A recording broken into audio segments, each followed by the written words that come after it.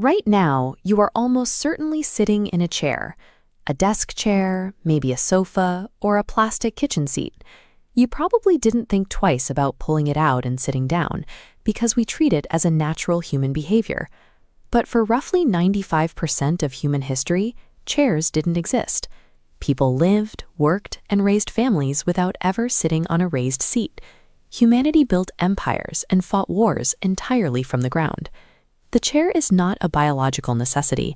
It's a relatively recent invention, originally designed for a purpose that had nothing to do with rest. The archaeological record of the chair starts in earnest in 1922, with the discovery of Tutankhamun's tomb in the Valley of the Kings.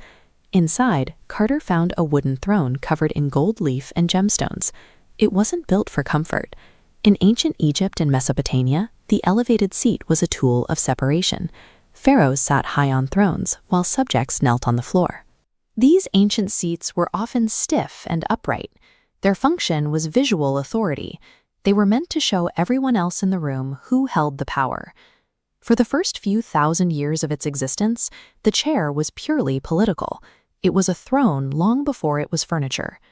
Even when the Greeks developed the klysmos, a chair designed to follow the shape of the human body, it was reserved for poets, philosophers, and the wealthy. When the Roman Empire collapsed, furniture technology regressed. Knowledge of complex joinery vanished, and chairs became even rarer and more exclusive in medieval Europe. In a medieval great hall, there was typically only one chair, belonging to the lord of the house. Everyone else sat on benches or stools. This is where the word chairman comes from, the literal one person in the room important enough to sit in a raised seat with a backrest. By the time the modern era approached, the chair had successfully maintained its role as an elite boundary. It was a luxury asset, never intended for everyday use by ordinary people. That exclusivity broke down in the mid-19th century, as the chair transitioned from a handmade luxury into a mass-produced asset. Michael Thone, a German-Austrian cabinetmaker, discovered that steam softened wood fibers enough to bend solid beechwood into curves, eliminating the need for slow hand carving. His chair number 14 was a masterpiece of industrial efficiency. It was elegant, lightweight, and easy to manufacture. The design used only 6 pieces of wood and 10 screws. It could be shipped flat in crates, making it cheap enough for middle-class families alike. By the 1930s, the company had sold over 50 million units of that single design. Identical chairs spread to kitchens, corporate offices, and crowded schools and hospitals on every continent. By industrializing a royal symbol, we accidentally turned a luxury into a mandatory, inescapable global habit. The 20th century treated the chair like the ultimate canvas, elevating mass-produced objects into high art.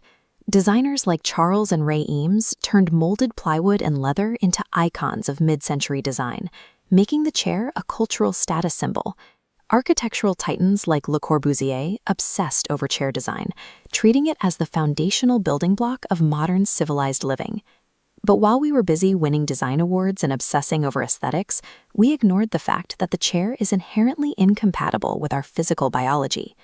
The human spine did not evolve to sit in a 90-degree position on a flat surface for 8 to 12 hours a day.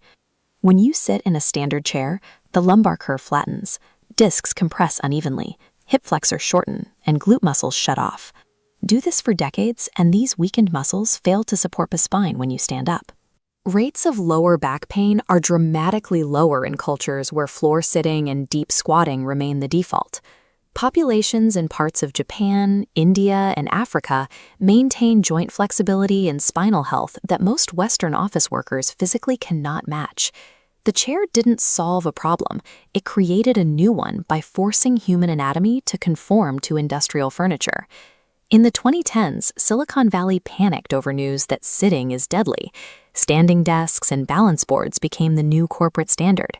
But standing in one spot all day causes its own issues, including varicose veins and joint compression in the knees. The biological reality is that the human body isn't meant to be locked into any single position for hours at a time.